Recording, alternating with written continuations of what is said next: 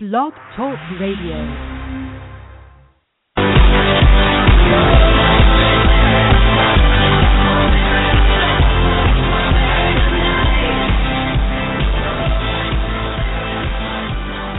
Hello, everybody. Welcome to the Losing Your Parents International Radio Show, broadcasting from Portland, Oregon. My name is Lisa A. Snyder. In case you don't know me yet, I've lost both of my parents to cancer. I lost them when I was 22 and 27. I'm in my early 30s now. And I was present for their illnesses, and I witnessed their deaths. I was present for both of their transitions directly. I watched my mom take her last breath, and I woke up next to my dad, who had died just moments before I had woken up. And my goal is to connect with other humans who have lost their parents, a parent or both parents, and, find that community together as we're all in some kind of weird, strange boat. And share with you some things that I've learned about living life without parents, something that I can share with you as I go along my own journey here. So most of that is using some creativity, some self-expression, some experimenting, some just kind of finding yourself energy. My blog is losingyourparents.org, and my goal is to bridge the gap between grief and joy at every possible opportunity that we have here. I do believe that life is for living, and I have vowed internally, and I'm vowing to you, that I am pledging to constantly try and find new ways of moving through depression, anxieties, sadness, and grief relating to the death of my parents, because stuff comes up all the time in life, and I don't want to live my life living in fear or living in sadness or living in depression. I want to live my life externally as open and as exciting as possible, as happy as I possibly can be, or to get to a place of contentment. So my goal is to find my way through that and to share with you what kind of things I know and what kind of things you might want to, what kind of things you identify with, what kind of things are we sharing, that kind of common experience. Are you feeling anxiety, depression, sadness around the loss of a parent? And if so, that's okay. That's all right. I'm not here to tell anybody how to feel, what to do, how to act, etc. But I would like to share some information with folks and see where we get to. So I'm actually going to make a shorter show today, experimenting with what that looks like. So it's going to be a 15-minute show today instead of 30. And I wanted to start the conversation around, how are you approaching cleaning out your parents' stuff after they've passed away? Or how did you approach cleaning out your parents' stuff after they passed away?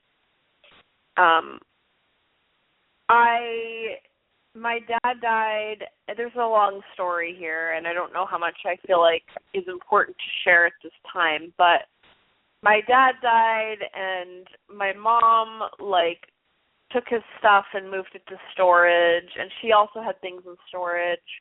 And then when she didn't want to or couldn't pay for the storage anymore, decided to move it into a house that she was living in, and kind of took up a lot of space.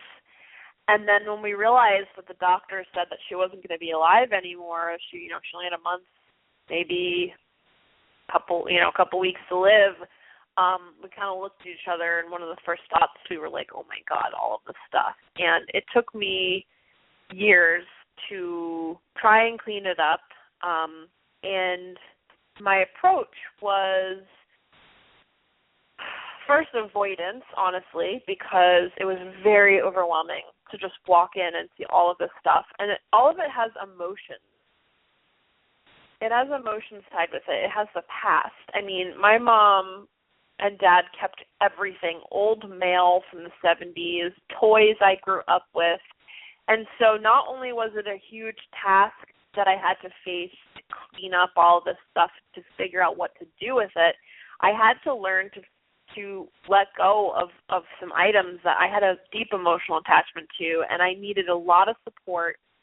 I reached out to some friends who said they would be very happy to help, and this took years. I mean, my brother helped, other people and other family members helped, and my first step was to assess the damage, really. Like, what is it that I have to accomplish? And so just going to the space and looking at the stacks of boxes, you might not have this problem or you might not have this issue, but maybe you do. Maybe your family and your parents kept a lot of stuff and you have to go through and you have to face going through boxes and going through their belongings.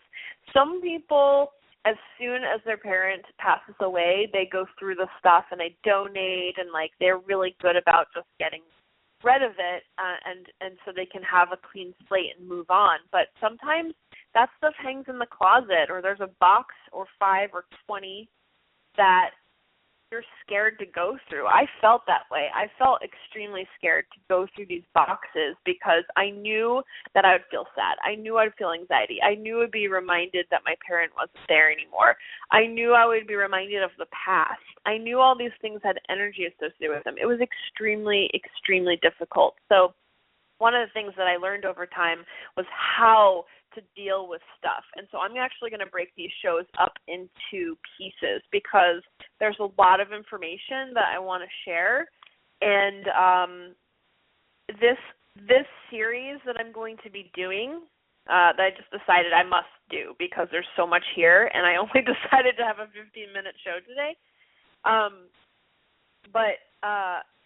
This is really extremely important, especially for those who are still struggling with needing to deal or face with either stuff that was or is in your parents or stuff that was or is in your current space. So maybe you've taken some boxes and you've put them in the basement or in a closet or something and they're in your own space. So the first step would be to assess what is it that I want and what is it that I must do. So what is it that I want? If I go back in time and I think about what did I want, I wanted freedom and I wanted to not think about their stuff anymore. That's what I ultimately wanted. And that was my goal. I also decided to move to Portland, Oregon, and so I needed to clean up the stuff so I didn't have to think about it anymore. I mean, when I tell you I thought about it every day, that is the truth. I thought about it every day, and it took up space in my system, in my mind, and there was just negative energy associated with it, like shame and disappointment and like a lot of mixed emotions. And so I don't want to feel those things as best I can. So I had to say, okay, that's how I want to feel. Now, what do I need to do to feel that way? I need to get rid of all of the stuff, some of the stuff, piece by piece. My goal was to get rid of as much as possible and to feel like I'm done with my job as a daughter to clean up the stuff. Took years. And I'm not saying this would take years for you. It only took years for me because I avoided for a while. When I did finally face it, it was incredibly overwhelming. I could really only get through a box or two, and then I needed to take a break. And I was incredibly tired each time I worked on my parents' stuff. So step one is assessing how do you want to feel? What is the goal? And step two is seeing how to, starting the process of figuring out how can I accomplish this. It may be a good time to get a professional organizer to help you. I realize that might cost some money, but somebody who has organizing skills, emotionally detached from your parents, can probably help you accomplish your goals and figure out your best strategy. So that might be one of the things that you do. NAPO.net is the National Association of Professional Organizers. And I believe that this is just in America, and I don't know what other countries have this kind of organization. You can Google professional organizer, put in your zip code, or professional organizer, put in your city, country, state, etc., location, and see what comes up in Google. Luckily, NAPO.net has a directory based on zip code. Oh, look, it says country here.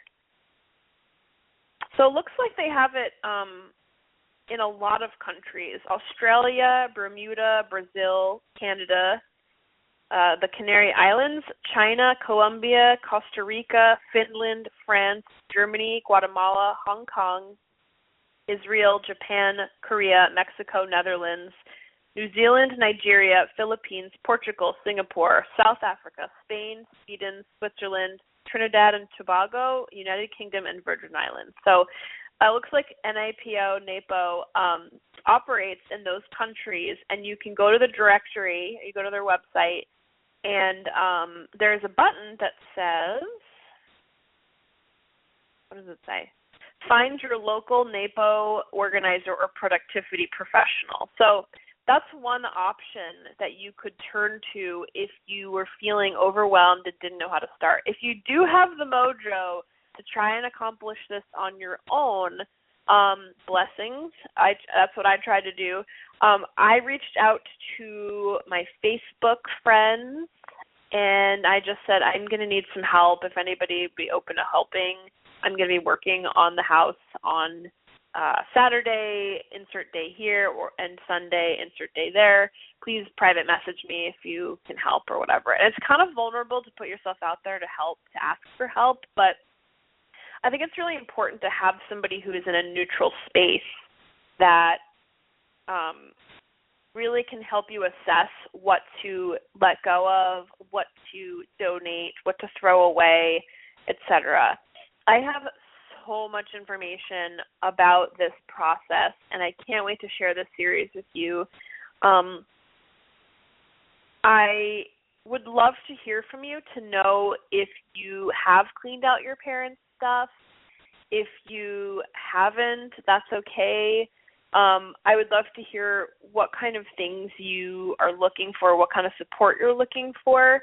I have done everything. You name it, I did it. Including hiring people to help me, figuring out what to sell, including records, clothes, books, jewelry, furniture, cars, doing research on all these things, online tools for selling, including eBay and Amazon, Craigslist, and yard sales, figuring out how to donate things, figuring out what to throw away, if you have any leftover money, what to do with.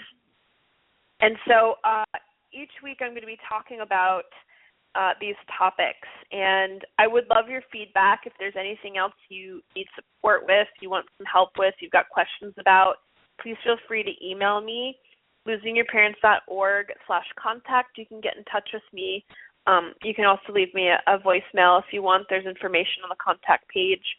And you can also reach out on Twitter at Losing Parents, or on Facebook, facebook.com/losingyourparents.